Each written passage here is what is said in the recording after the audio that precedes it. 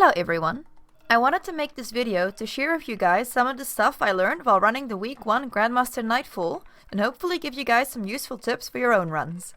I will also upload my full successful run for you guys in case you'd like to watch that, but this is a more shorter version of what we did with some explanation. Now to begin, a quick overview of the most important equipment we brought in.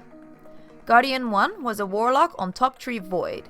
They were running an anti-barrier SMG and Divinity as their main weapons, Nizarek Sin as their exotic, and they had a special finisher mod. Guardian 2 was a Warlock on mid-tree Solar. They were running an anti-barrier sidearm and Izanagis as their main weapons, and also had a special finisher mod. Guardian 3 was a Titan on middle tree Void. They were running an unstoppable hand cannon, Ariana's Vow, and Ursa Furiosa as their exotic. The other weapons weren't as important, and were just for ad clear and match game. Keep in mind that most of the shields in this Nightfall are Void. With that out of the way, let's get started. The very first part of the strike lets you ride a sparrow, but be very careful doing this. There will be several goblins or harpies depending on what spawns, and these can two-shot you off your sparrow, killing you instantly and losing a res token before you've even begun. You can safely drive most of the way, but I recommend getting off near the entrance to clear the way and go in on foot. The first champion is pretty simple to deal with and only has a few goblins around. Kill the barrier hobgoblin and keep moving. The next room is also pretty straightforward with another champion, but watch the Minotaurs. There will be several in this room, including one that will sit at the very back right near the champion until you approach, and their melee is a one-shot kill. We used our ammo pretty freely here. Because of the double special finisher, it was easy enough to get more ammo. After clearing some more ads, you will get to a large open room with your first Cabal.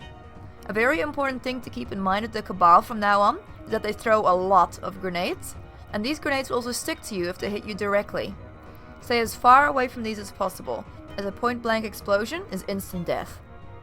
In this room, clear out the ads close to you first, then head over to the right side and take out the snipers. While the barrier is distracted, have someone jump across, as this will make him begin to back up and allow everyone to group up and take him out. You could have run past all these champions so far, but since they are easy enough to kill and give res tokens, I recommend taking them out. The next bigger challenge is in the plate room. Gladiators and dogs will spawn at first, but if you cap the plate, 2 unstoppables will spawn. Note, if you somehow cap the plate without killing all the gladiators, the champions will not spawn, but they are not too bad to deal with anyway. Be wary with the gladiators though, as they can jump from very far and will one-shot you. Always focus on surviving over staying on the plate. Also, the unstoppable champions have a quite long fire blast attack, which is instant death if you get hit by it. Even if you're far enough away to not instantly die, the fire effect will kill you within half a second unless you get healing. Moving on, while en route to the first big challenge room, you'll have to crouch under some debris with Vex Milk. Make sure to stay on the left side here, as the Vex Milk will melt you, but there is a safe path to crouch through. I went off it slightly here, and you can see how much damage it does. This room is the first big challenge in the Nightfall. Every time ads spawn, you want to start by clearing out the smaller ads before you worry about the champions, and when you do move onto the champions, make sure to always take out the barrier champions first if there are barriers and unstoppables around. The unstoppables are the ones that will drop the orbs to open the doors, but they will also spawn in more ads and champions when killed. Take your time in this room, and every time you progress by approaching Kargan or killing an overload, make sure to retreat to one side of the room and start clearing the ads first. Generally, the ads and champions like to congregate near the entrance of the room, so be wary. Always try to avoid the middle of the room. Once you've eventually gotten both orbs to open the door and are ready to progress to the be careful of the Vex ahead. They'll be right behind the door as you open it, so don't stand too close. This is the first hard room done. The last major challenge is now the boss room. Fun little tip, if you want a higher score, tag all the Vex you can see below before Kargan kills them. You will get points from them. In this room, things are pretty tricky, and there's a few things to keep in mind. You always want to try multitask your objective with the ad clear, because ads will keep spawning, but always focus on surviving first. There will be many gladiators, and Gargan's purple fire attack is instant death if you touch it.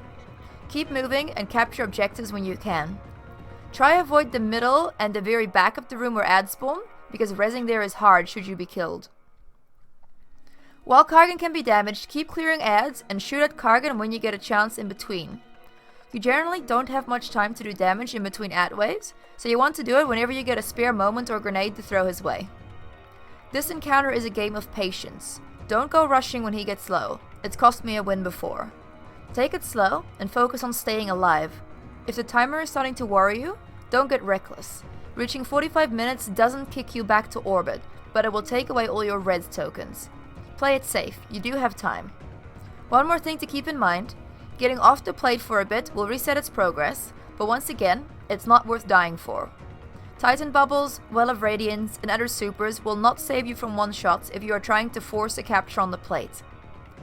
Anyway, that is all the advice I can give for the Grandmaster Nightfall this week based on my own experiences running it, and I hope it helps some people. If you have any advice for players that I've missed, leave it down in the comments below. I can't wait to see what next week will bring. Have a great day, everyone.